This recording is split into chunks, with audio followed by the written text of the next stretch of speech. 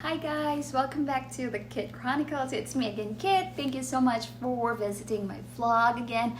If you are new to my channel, please don't forget to hit subscribe so you can be notified when I have a new video, or you can also watch all my video if you are interested. Today I am going to be sharing to you a very personal detail about my share of heartache.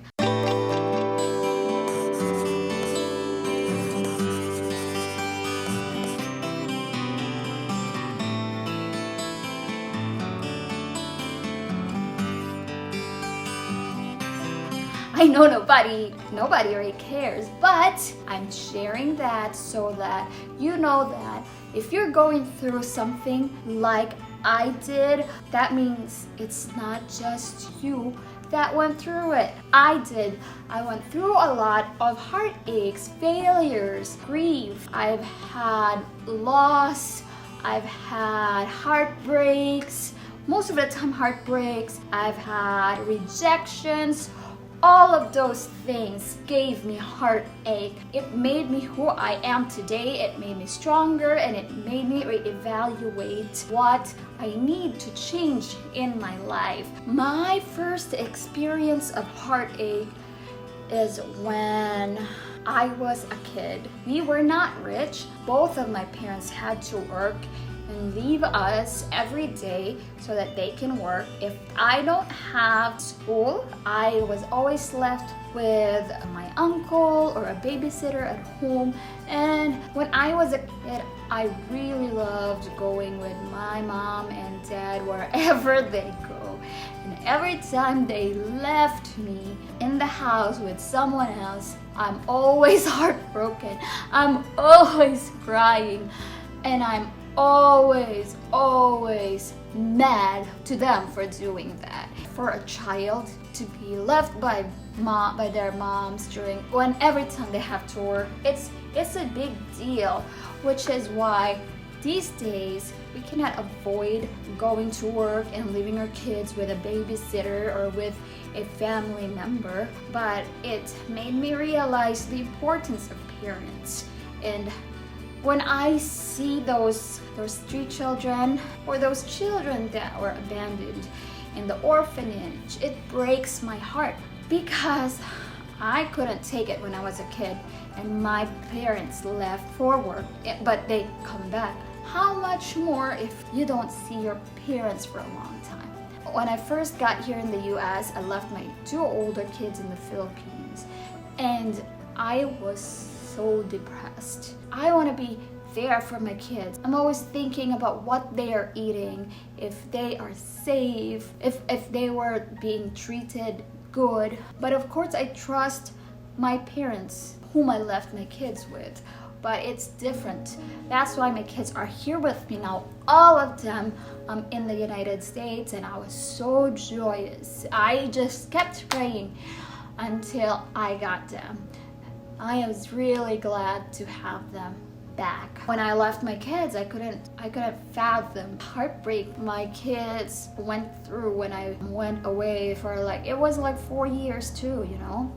My kids did not have their dad because I was separated to their dad, so it's made it even more heartbreaking. But thank God I have good parents that took care of my kids, and good siblings that also took care and stepped up. My second heartbreak is, of course, with my friends. We had a small grocery store where I had to always watch every day. Like if I don't have school, I stay in the grocery store and work.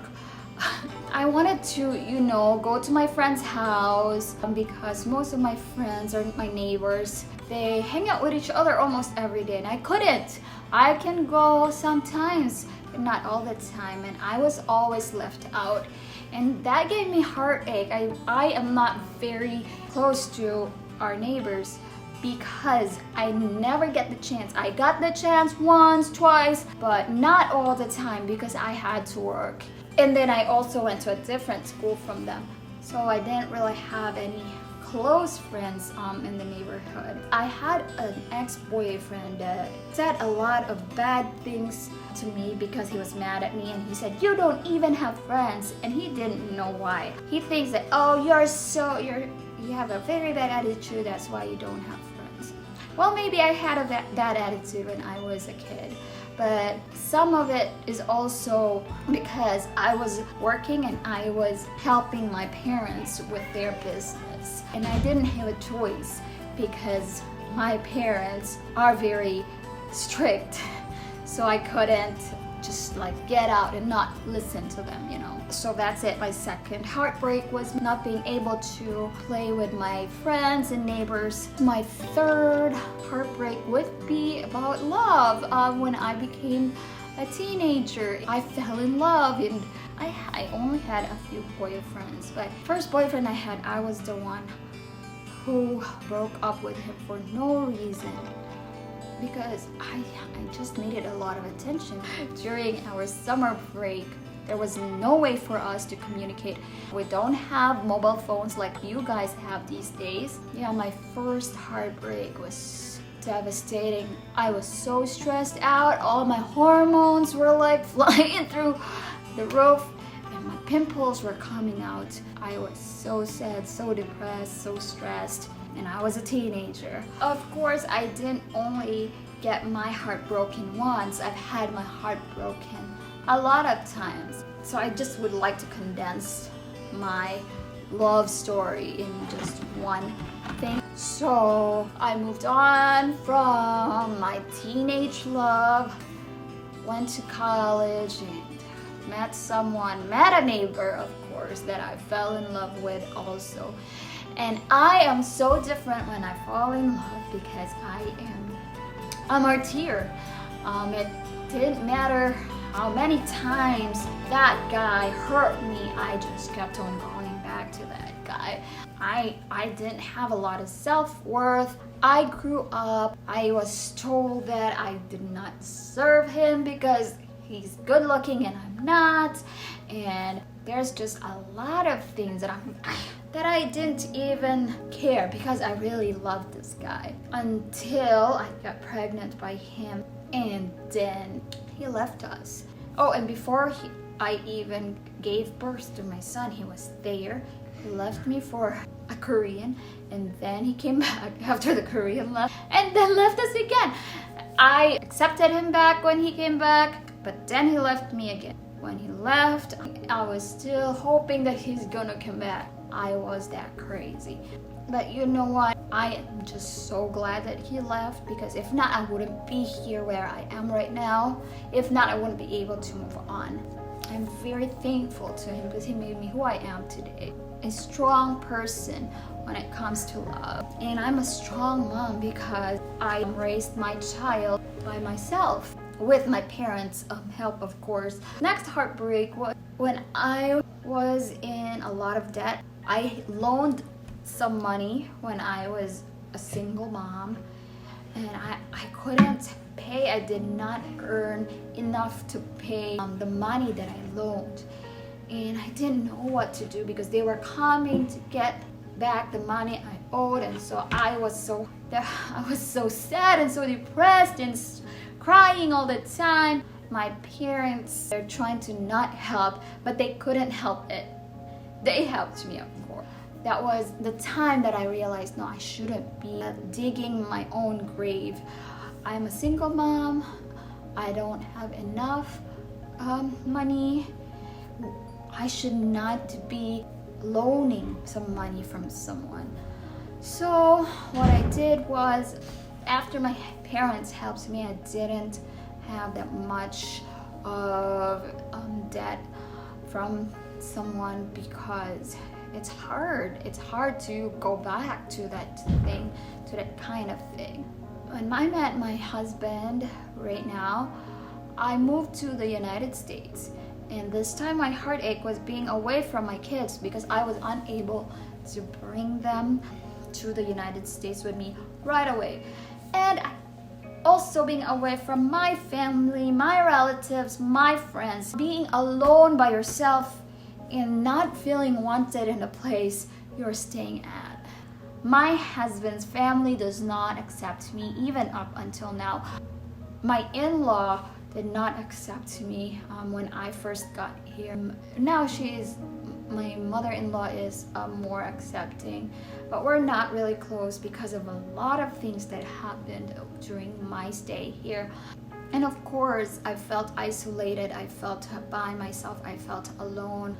I asked for help from my Filipino friends, but my Filipino friends are tired of helping me because I was determined to stay with my husband, and they think that I shouldn't be. My husband and I have 2 kids, and it's not that easy to leave. Even if others will say, you know what, you have everything here, they don't know. They are not in my shoes, and they don't know exactly how it is. I went through a lot. If you look at my other videos, I opened up about how hard it was for me to fit in and be around my husband's exes and family. It was hard for me. Other heartaches are rejections. Rejection in a job, when you apply and they reject you because they think you don't have enough experience, or because you're not confident enough. I've been through all that. I have been rejected so many times, but I stayed strong and I kept on working on myself. I invested on myself. I went to college. I went through a lot of trainings so I can make myself more marketable. I did not let any of my struggles, any of the rejections, any of the heartaches push me down, and maybe I was depressed for a while.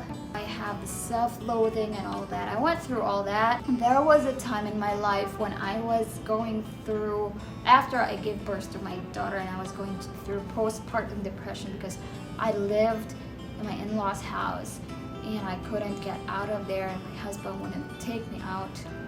There was a time when I just wanted to end it, but I see my daughter's face and I see my son's face, and I know they need me, in that everything will change. I just kept on praying. The only weapon I had during those times are my prayers. Thank God, thank God.